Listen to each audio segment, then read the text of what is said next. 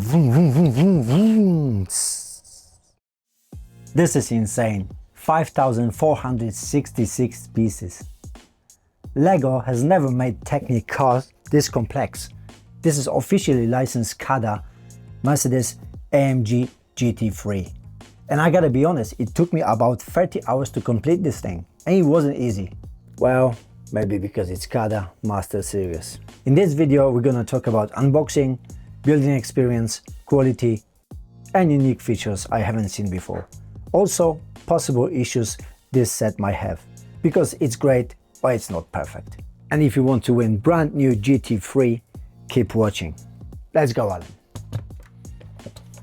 The Mercedes-AMG GT3 is Cada's flagship product, and it costs over €350. Still less than LEGO's top car sets. And by the way, it has more pieces and no stickers. The set was sent to us for review by osfx.eu, and they're also sponsoring the giveaway. Link is in the description. As always, everything you hear is our own independent and honest opinion. Starting with the unboxing. Straight away, you can see what you paid for. A big and heavy box with high quality printed, just like LEGO flagship products. Inside, we have 3 boxes packed with plastic bags and 2 instruction booklets. Those booklets are absolutely filled with additional details about the set and step-by-step building instructions. They're well made, however some steps could use extra angles for easier assembly because I found certain parts pretty tricky. There are a lot of plastic bags, numbered from 1 to 9, plus extra plain bags of pins, printed parts, and accessories. Building. There are 9 stages labelled from A to I. These are huge stages that require opening a lot of bags at once. It's best to prepare a large building space and separate containers for each bag, otherwise it gets super messy. Trust me, it's not fun spending most of your time searching for pieces instead of building. LEGO and Nifilis definitely have better bag organization. This is a difficult build. You're thrown into deep water right from the beginning. The gearbox took me about 4 hours to complete the step. Just make sure you take your time and double check the brick alignment here. If one side is off by even 1mm, you might run into trouble. And I have to admit, I checked everything carefully, but once I put the top knob on, I realized I placed the printed piece on the side instead. Tiny human error. It didn't affect the functionality, so I didn't bother rebuilding that section. Then I built the frame including rubber pieces for the pneumatic lifting system, the front chassis, and steering elements. The next interesting part was the driver's seat. I think it's the biggest seat I've ever seen in a Technic set.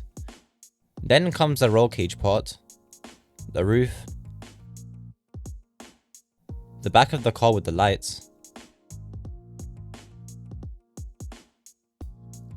the doors, and the front grille. I like that Cada shows exactly how to hide the wires in the set. There are only a few of them because the car isn't motorized, but still, good job compared to other brands. Building the engine was fun. It's very detailed and surprisingly easy to install.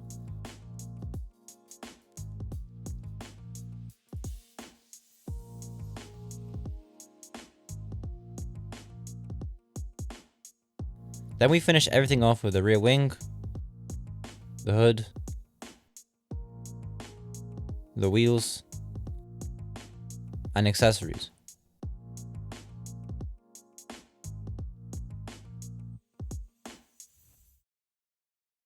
After 30 hours of building and filming, the car is done, and it looks absolutely stunning. The attention to detail compared to the real car is incredible. No stickers, everything is printed. This is exactly how a flagship model should look. There's a silver-plated grille with a Mercedes badge, aerodynamic side skirts with exhausts, and a huge rear wing. The doors can be opened, and inside we only get one seat, part of the roll cage structure, and a very detailed dashboard. The steering wheel can even be adjusted forward and backward. That's a new feature I haven't seen before, and it works really well. The steering itself is very smooth. Under the front hood, there's an intake system. and working V8 piston engine that can be removed and displayed separately. The details look fantastic.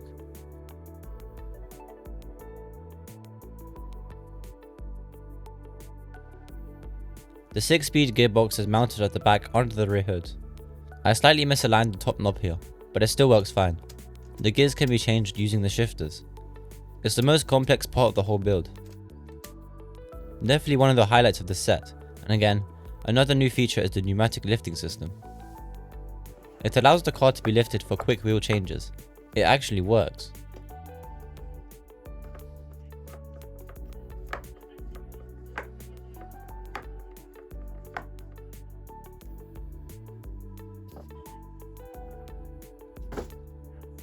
The wheels even have locking nuts, and you need a special tool to remove them.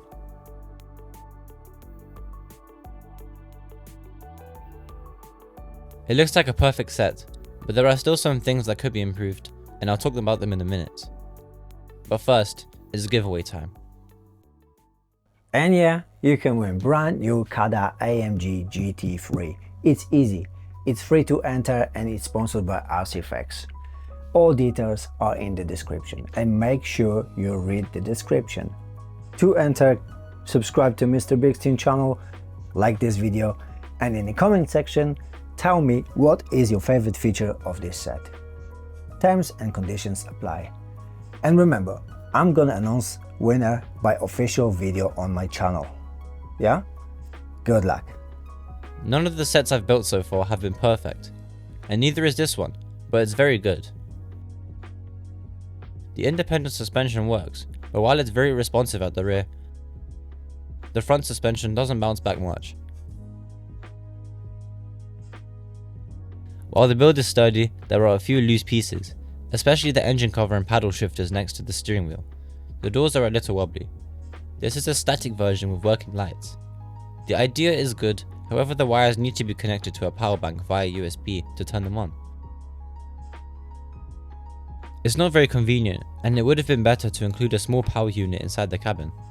The building experience could also be improved. Smaller piece portions and clearer instructions would help a lot. Despite those small issues, the Mercedes GT3 proves how much Cada has improved over time.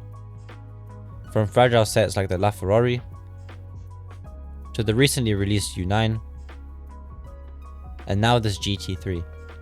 I recommend it to all Technic fans. It's not easy set to build, but in the end it's actually very rewarding. And I wonder what LEGO's gonna build next to change this set. Thanks for watching, and I see you in the next one.